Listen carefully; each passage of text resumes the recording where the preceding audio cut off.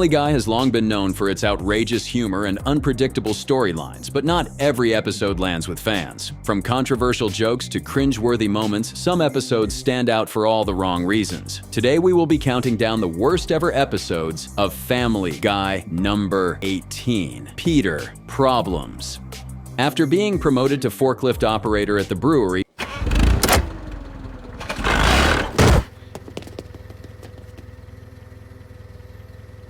Peter immediately takes advantage of his new position and uses the machinery around town until he's eventually fired.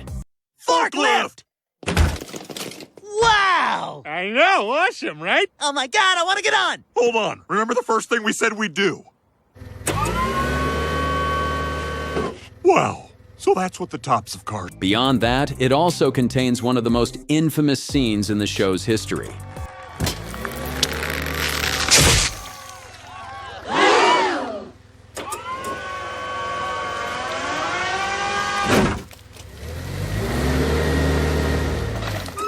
Peter attempts to use the forklift to help a beached whale, only to immediately eviscerate it instead.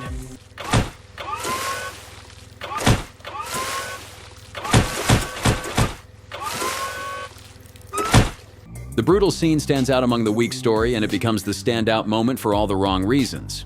Number 17. Excellence in broadcasting. Throughout the first few seasons, Brian is portrayed as a liberal with progressive ideas. He even fights for the legalization of same-gender marriage and marijuana, and fans respected that he was consistent. All that went out the window when Excellence in Broadcasting aired. After Rush Limbaugh makes a surprise visit, Brian wants to heckle him, but instead ends up becoming a fan. Hey, it's my new friend, Brian. Hi, Rush. Listen, I have to tell you, I read your book, and it was very persuasive. I knew you'd like it, and I'm glad you enjoyed it, Brian. I really am. Oh, I more than enjoyed it. This is already wildly out of character, but it's made even worse when he blindly agrees with everything the controversial oat says. I think you're forgetting the grace, Lois.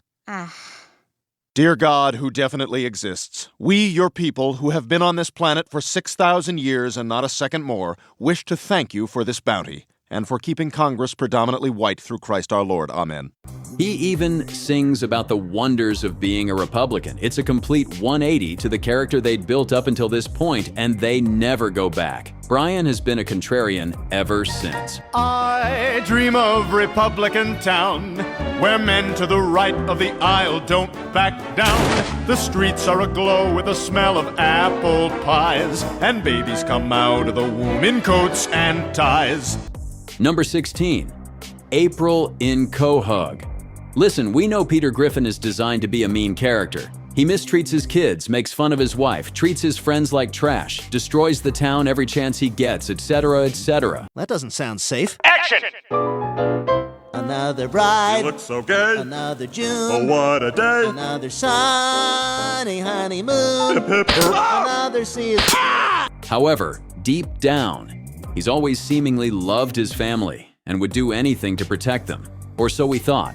Look, you try scheduling a haircut today. You know, you'd think you'd want to spend your last day on Earth with your family. Hey, I'm here, aren't I? With only seconds left. Don't you love me? Of course I love you, Lois. You're the most important person in the world to me.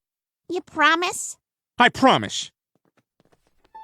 All that is tarnished in this episode when he admits that he in fact hates spending time with his children. 10, 9, 8, I just hate being around the kids. What? 6, 5, Sorry, I just thought I'd be honest since we're gonna die. 3, 2, 1. April Fools! So much for the idiot with a heart of gold. Don't worry, he buys his kids' love back with an Xbox. Oh, and they bring back Surfin' Bird again. Hilarious. Who wants a brand new Xbox? Yay! Oh, Daddy! Oh my God, you're the best father ever! Yay! Oh, Daddy! Well, I guess if you can't earn your kids' respect, you can always buy it. Number 15. Quagmire's Quagmire. In this episode, Quagmire meets a new woman named Sonia, who is repairing his computer. Wow, so you're into that kind of stuff too? Uh-huh. Would you have dinner with me? Absolutely. The two agree to go out on a date, thinks they have a lot in common. Gosh, that's neat, Sonia. And where'd you go to college? I think Syracuse, but I don't know. My face was buried in a pillow all 4 years. Wow, sounds like it took a full class load. Oh my God! You roofied me? Are you mad? No. However, when Quagmire shows up at the bar with a black eye, it turns out Sonia's kink is being abusive and controlling. I should probably get going. Sonia and I are supposed to go to a brown eyes wide shut party. Jeez, I don't know what's going on with him. But I guess love does funny things to people. It takes his friends, including Joe in his role as a police officer, to save him from Sonia. Glenn! Hurry, she'll be back soon. I can't believe the guy with the ponytail and the facial tattoo at the front desk would let this happen. When Quagmire admits he prefers to be in control, it makes light of the subject matter. Like I said, you're going to jail. Oh my God, Joe, that was so close! How'd you know the gun would jam? It didn't jam, Peter. The gun was never loaded. Sort of had a mental breakdown in April. No more bullets for this guy. Number 14, Trump Guy. Donald Trump's presidency provided plenty of material for comedy writers, and Family Guy decided to throw their hat in the ring. Dad, I got one in my mouth. It tastes like soap. Tremendous. Amazing. Okay, Peter, your main job here is to go in rooms before me to make sure there's no static electricity. After Peter secures a job in his cabinet, the Griffins decide to move to Washington, D.C. Man, the Trump White House is so awesome. And for sure it's not crawling with Russians. That's for actual other American at this party. Gotta say, I'm a huge fan of your board game and your beef products and your fraudulent university and... Oh my God! Oh, please. Every president since Washington has done this. By Trump. Many feel that while using Trump in his time in office was fair game, using his lewd allegations as fodder for jokes is crossing the line. President, please. I'm not interested. You'll regret this. Madama Tota.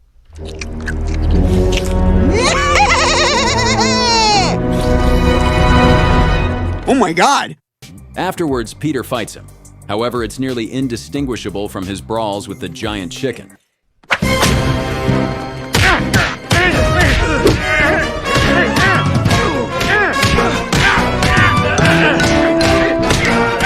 The only aspect that sets it apart from other duels is the fact that it takes place in D.C. Sarah, any update? I haven't had the chance to ask the president if he's fighting with Peter Griffin. While the plot is ambitious, it's clear that the show bit off more than it could chew.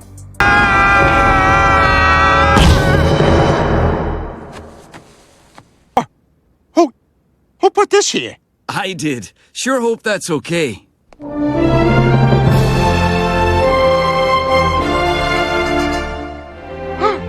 Justin Trudeau, the hunky Prime Minister of Canada? He's not that hunky. Very weak borders. Number 13, Seahorse Seashell Party. This one is a doozy, drawing bad ideas from the others on this list. It's a bottle episode with more drama than comedy that focuses yet again on emotional mistreatment. While we have to give Meg some kudos for finally standing up for herself, she completely goes back on it all by deciding to be the family's martyr. Damn it, Meg, will you stop that? That is so annoying. Oh, that was annoying? What about your stupid, obnoxious humming? Meg, don't talk to your father like that. Yeah, shut up, Meg. No, you shut up, Chris. I am sick of all you guys ganging up on me. You guys all think you're so much better than me. Oh, Meg, that is the least fancy thing I have ever heard. We get that Family Guy likes to make taboo jokes and take controversial angles. Chris, you treat me like you hate me, and I don't know why. You say hurtful things to me constantly. Do you have any idea what that feels like? What if I said those things to you? What if I started calling you a fat, zitty loser who has no friends and smells like an old woman who has birds for pets? But the ending pretty much communicates that people in toxic relationships should stay there, and there's nothing funny about that. Are you? Are you a better person? What's your point, Meg? My point is that with all the irresponsible, reckless, idiotic behavior in your past, that somehow you have the nerve, the arrogance to consistently and ruthlessly point out my shortcomings. And honestly, when I turn 18, I don't know that I ever want to see you again.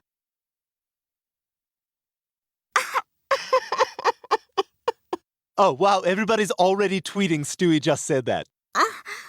You're right. You're right, I'm a terrible mother. I'm so sorry. Number 12. Vestigial Peter.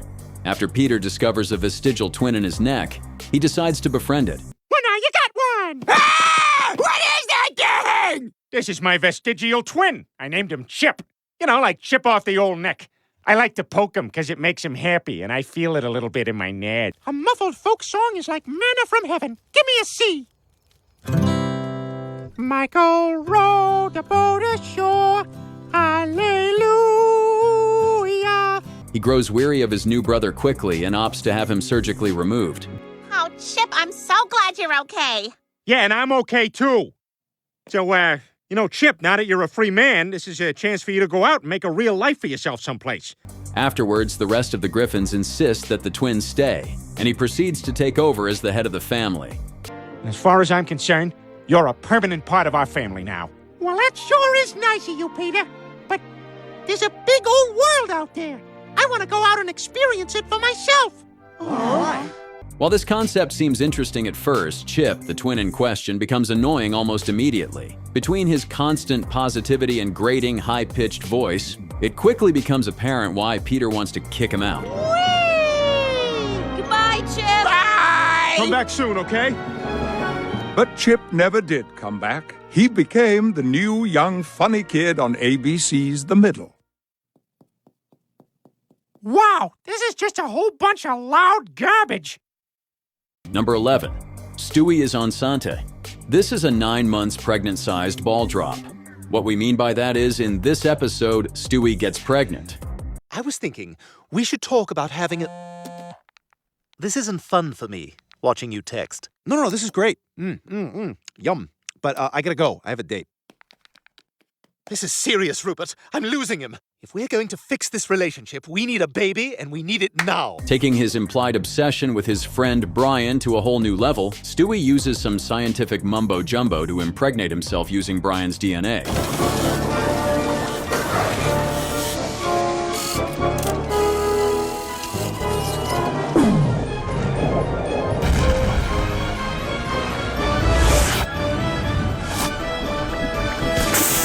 While that is certainly a visual we never asked for, the babies they produce are even worse. Careful, don't get anything on the...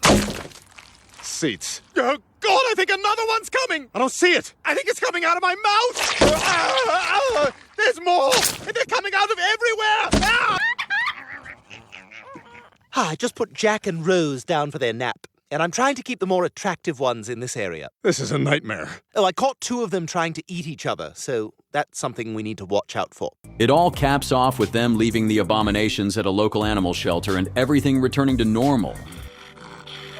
So, we didn't have to do any of this. I guess not.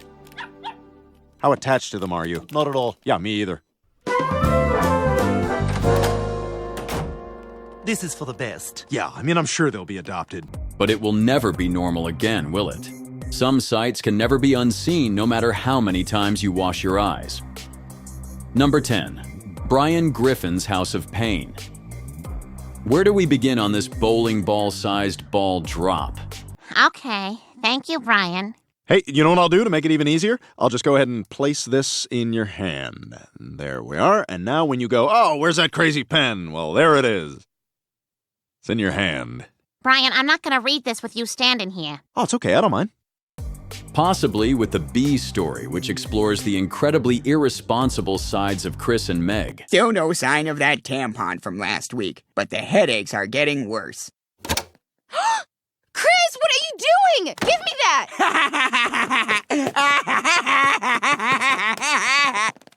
In this episode, they accidentally push their little brother down the stairs, causing a massive head wound. Well, I'm off to buy imaginary groceries.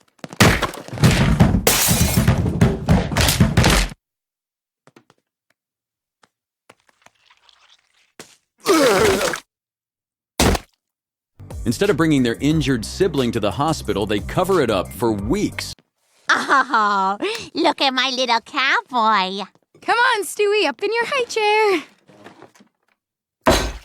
Boy, he must be starving. Yep, he's really chowing down. Hey, how's the food, Stewie? When Peter finds out, he informs them that this is a regular occurrence and eventually helps them blame Lois for the whole ordeal. Hey, Chris. Hey, Dad. So, question. How long has Stewie been unconscious? Oh my God, Chris, he knows. Dad, I'm so sorry. When you were babies, I used to knock you kids out every month or so. Sometimes by accident, sometimes when the Patriots lost. You just gotta cover it up and eventually it all works out. It's as bad as it sounds, and the A story is no better either. Truly a disappointing episode. Chris, did you put a coonskin cap on Stewie? No. Why? They look like little Robert. Number 9. Screams of Silence, the story of Brenda Q. A serious story about abuse, of course. Len! Oh, thank God you're all right! Hey, you touching my girl? Relax, Jeff. That's her brother. Yeah, that's how it starts. Come on, Brenda, we gotta get out of here. I need cigarettes and jeans. This episode is littered with head-shaking moments like the scene between Quagmire's sister and her husband that everyone in the neighborhood is able to hear. What the hell? Did you change the channel while I was going to get a beer? Oh, yeah. I'm sorry, honey. I just wanted to see who was on Letterman. We're watching Leno, you bitch! I'm so sorry. His soft, gentle humor connects effortlessly with my mainstream sensibilities. Let's waste this dick. A scene that plays out in excruciating detail. One that just makes you wince and ask, why? I don't get that one! Hi there, Jeff. Hey, what's going on, dudes? Brenda just fell. Get your lazy ass up and get my neighbors some beers. While the episode ends on a positive note for Brenda Quagmire, it teaches the audience that the best way to deal with abuse is revenge and ultimately murder. You know, classic comedy.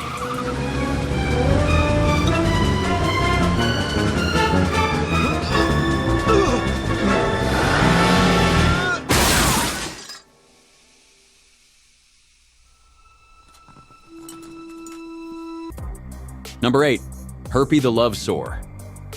From babies getting pregnant to babies getting herpes, this Family Guy episode sets a new low for the series. Brian and Stewie become blood brothers, but Brian fails to mention to his infant friend that he has herpes. I think we should hold hands more often. There you go. We're blood brothers now. You happy? Actually, yes. I mean, I really feel the bond, Brian. I feel like we're closer now. You know, more connected, more intertwined. Yeah, I guess in a way we are. This causes Stewie to get the disease too. This! Ah! You son of a bitch! You gave me herpes! What? What are you talking about? When we swapped blood! Look at my lip! It's a disgusting herpes sore! And now I have some very uncomfortable phone calls to make! And after some pitiful attempts at revenge, the two end up reconciling. Brian tells Stewie that the reason he didn't tell Stewie about the herpes was that he was embarrassed. I guess I was just too embarrassed to admit I had herpes. It was a rotten thing to do, and I promise I will never lie to you again. Thanks, Brian. That's all I really wanted. So, do you forgive me? Yes, I do. And as if that was an acceptable excuse, Stewie forgives him and just accepts the fact that he has herpes for the rest of his life now. All right, no more. Just talking about this episode makes one need a shower. Number 7, Life of Brian. One of the most controversial and hated decisions in the show is when Family Guy killed off Brian Griffin. The beloved family dog and one of the show's best characters is hit by a car and killed. Brian, look out! Ah, Brian! Oh my God! Brian! Brian, can you hear me? Holy crap, what the hell happened? I'm sorry. He's gone. Oh my God. He's... Yes, Chris. I'm afraid that our Brian is dead.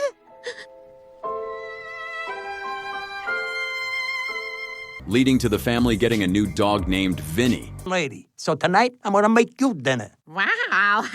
Well, thank you, Vinny. Well, hang on, Lois. You promised me we were all eating my Play-Doh pasta tonight. Oh, Stewie, did you make something? It all seems like a terrible idea, and one that made for an unpleasant episode to watch. Congratulations, you've won over a complete imbecile. Whoa, whoa, whoa. Did you just speak ill of the man who busts his tail providing for you? He spent my college fund on puppet clothes. Hey, don't get fresh with me, Studio. That's not my name. That's not even an Italian version of my name. However, despite the best efforts of the show to convince fans otherwise, it is also painfully obvious this is not a permanent thing. Sure enough, Brian was brought back a few episodes later, making this episode feel like a mean-spirited way to boost ratings. Number 6. Big Trouble in Little Quahog. Yet another episode centered around Brian and Stewie.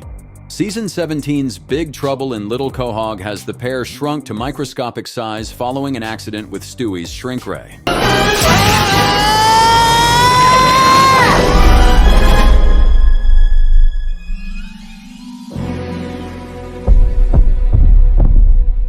The two are forced to avoid some violent dust mites and eventually meet a friendly group of water bears. God, look!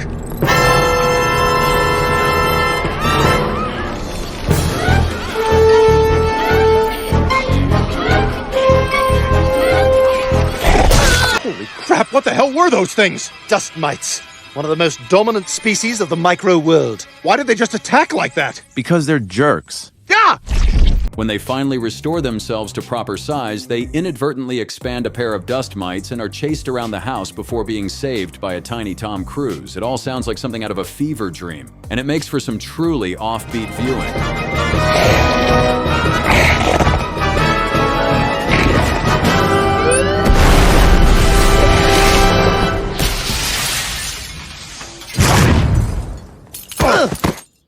Number 5.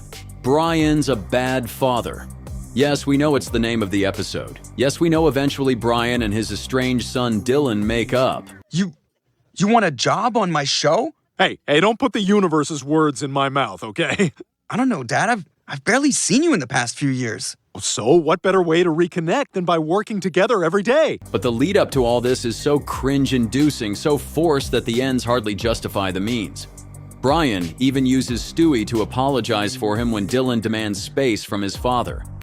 Well, maybe you should just apologize. I tried to. I texted him SRY frowny face. He knows that I'm sorry and that I'm sad. All this after Brian used the son he never wanted to further his writing career. I think that you've just been using me to advance your career. God, you're a terrible father. I never want to see you again.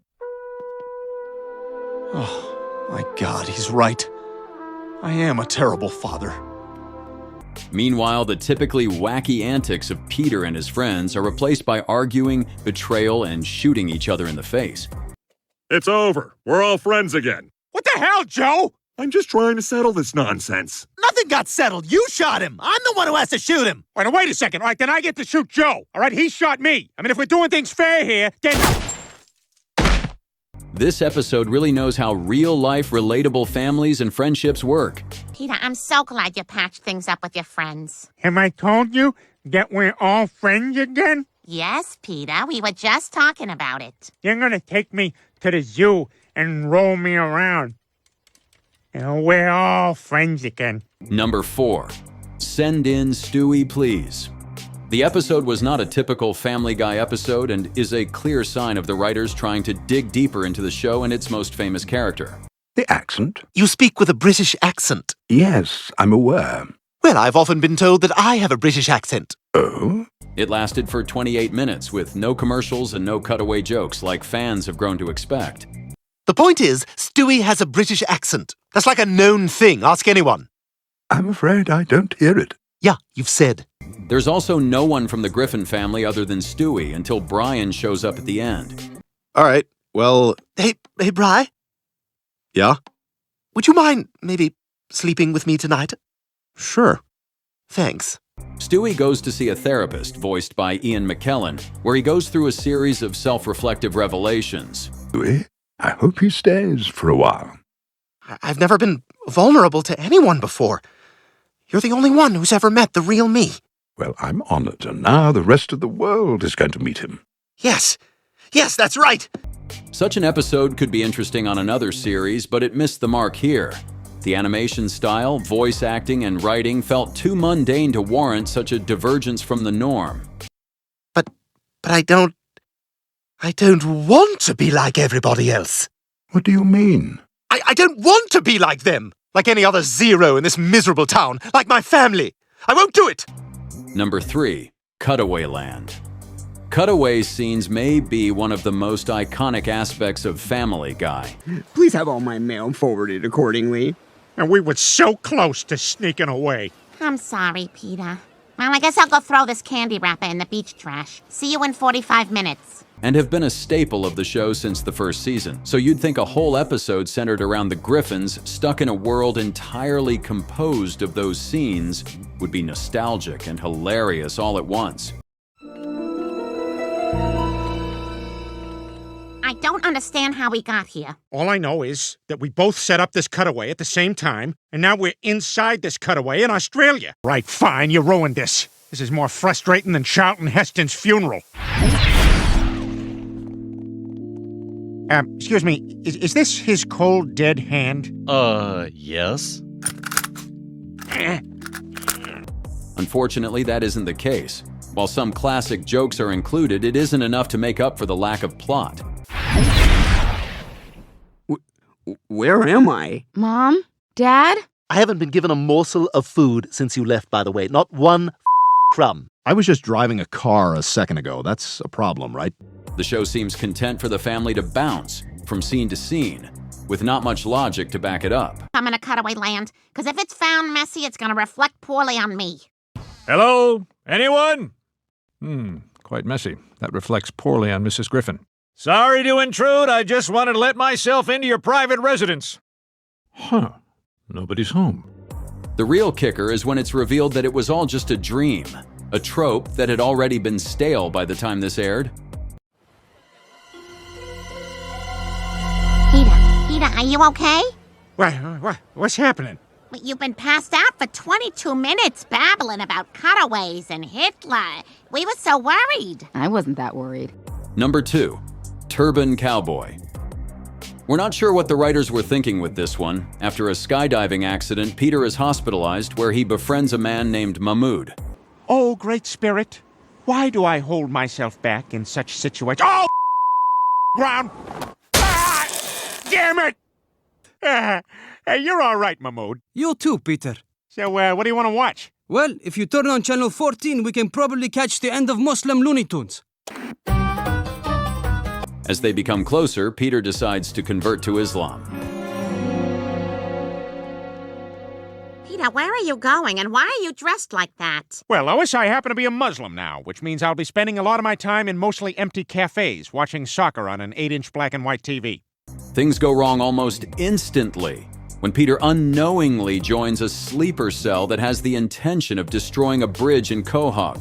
Please, Mahmood, don't do this! It is too late. The job must be done. Look, I know you're mad at our government, but you gotta realize that's only part of America. The jabs feel intentionally mean-spirited compared to past gags about religion. The backlash was swift, with multiple critics calling it Islamophobic. Hold it right there! Mahmood, you're under arrest. Look, Joe, I drove a van. The poorly timed Boston Marathon joke, which aired only a month before an actual attack on the race, didn't help. It was a disappointing route for them to go down, considering how interesting it could have been to see the family learn about other cultures. Number 1. You can't handle the booth. This show is no stranger to meta jokes, but they still took a risk by stretching one out across 20 minutes. Don't you know a lot of discarded electronics end up in the ocean and kill sea turtles? Well then, let's cut out the middleman. I'm sorry, there's a new phone.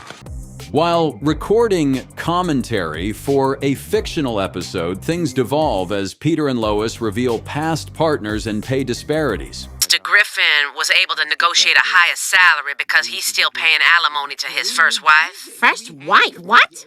Peter, you were married before? However, viewers found it hard to care about the fight due to the couple having relationship-ending arguments weekly.